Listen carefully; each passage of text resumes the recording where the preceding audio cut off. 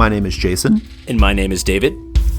And this is a comic strip AP of Dungeon World featuring the story of Domenico Castafiel. And when we last saw Domenico, he had just encountered Lady Francesa Voltaire and learned that some strange disease or affliction is going to take her life soon. He had spoken briefly with the Majordomo, Magnus, about getting a new pair of shoes and going down to the library so he can begin some research to figure out how to save Lady Francesa. Before we begin, David, I'd like to just do a quick reminder for both ourselves and for listeners, because we only record these on a weekly basis, but you have some +1 forwards ongoing from their questions on DR, right? Yes. And I just want to make it perfectly clear, like, kind of generally what those apply to, because that was a very sort of dramatic scene, and I want to make sure that the nuts and bolts of the mechanics, or I should say the nuts and bolts of what your mechanical bonuses are playing.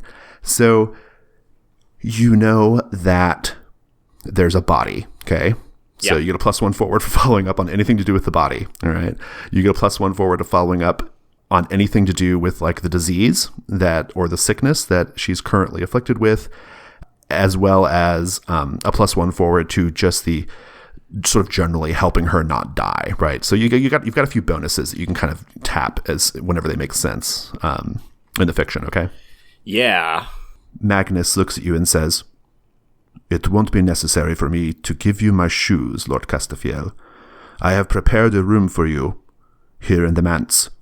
There are changes of clothing and food and wine and all that you might require for the next few weeks. As well, I have sent word to your house that you are taking a trip to the south and may not be back for a number of days." I may need some things from my house, Magnus. Do you intend to keep me here? "I intend for you to do the work that will be necessary to save the lady's life." I assure you I will do that work, Magnus. It is not necessary that you dabble into my affairs. "Come to the library." I'll follow him. He takes you through the manse. There are still some guests like around from the late night party or whatever gathering was going on there.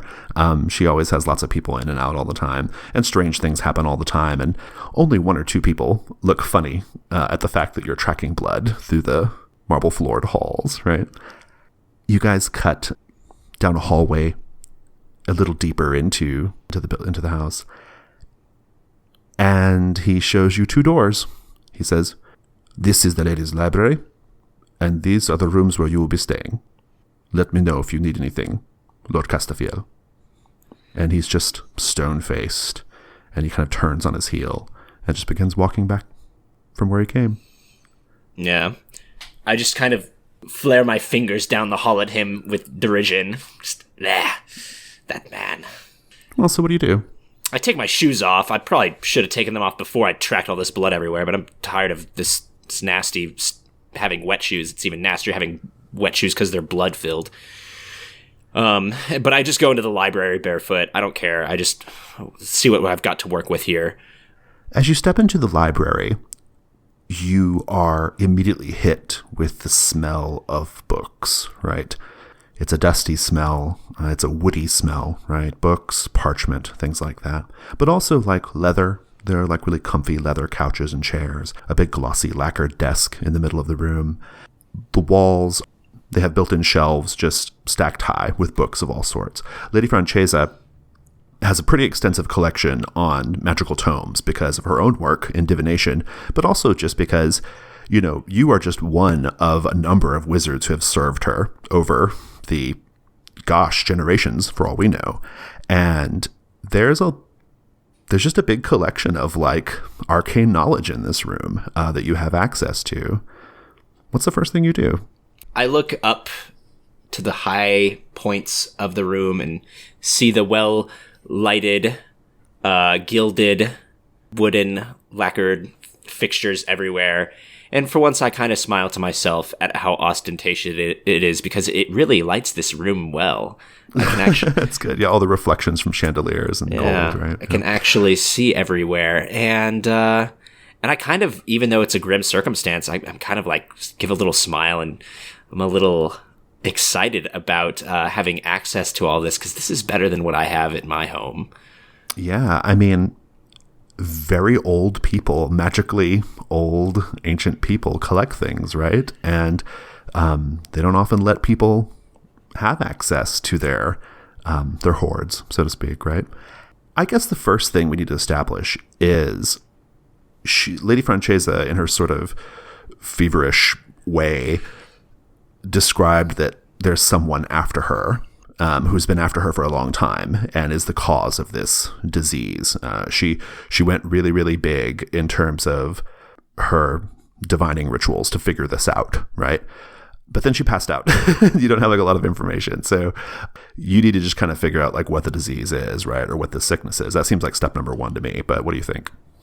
Either figuring out what that is somehow, or else figuring out who would have what kind of being would be able to apply it to her is going to be valuable. Or else just going around the more direct route of just like, what's a cure-all, heal-all, something like that. Yeah, that makes sense. Okay, well, I think this is going to require possibly days of research, right? Yeah, I mean, honestly, like, the logistics of trying to figure out a library like this is probably not something I'm super interested in actually playing out. I think we can kind of like abstract this research process out with, say, a custom move based on intelligence. How does that sound? Yeah, that sounds like a good way of handling it. So let's say you roll plus intelligence. On a 10 plus, you're going to find out precisely what you need to do to save Lady Francesa.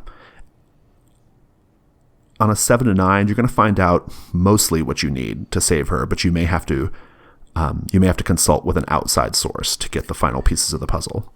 Does that sound good? Yeah. All right, go ahead and roll that. Let's see how it goes. Yeah.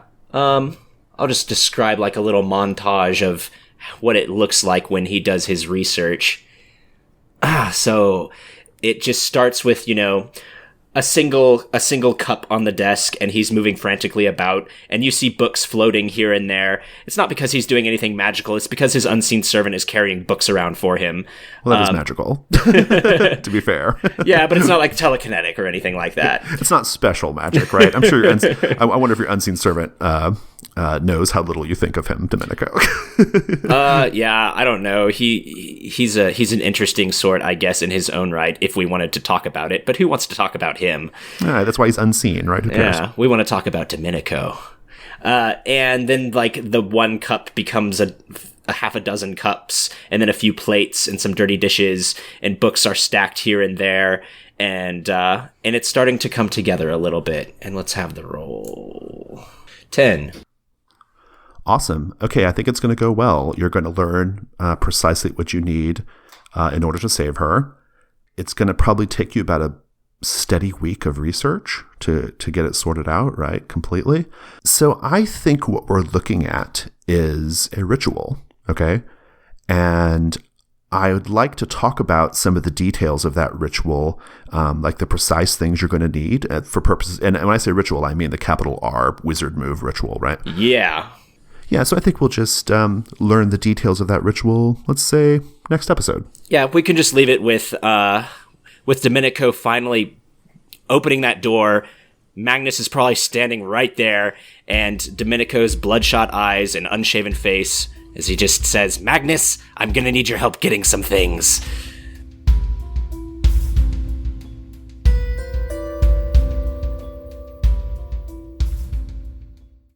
Hi, this is Jason from the Gauntlet Gaming Community. If you enjoyed this episode of Comic Strip AP, please consider supporting the Gauntlet on Patreon. Our page can be found at patreon.com/gauntlet.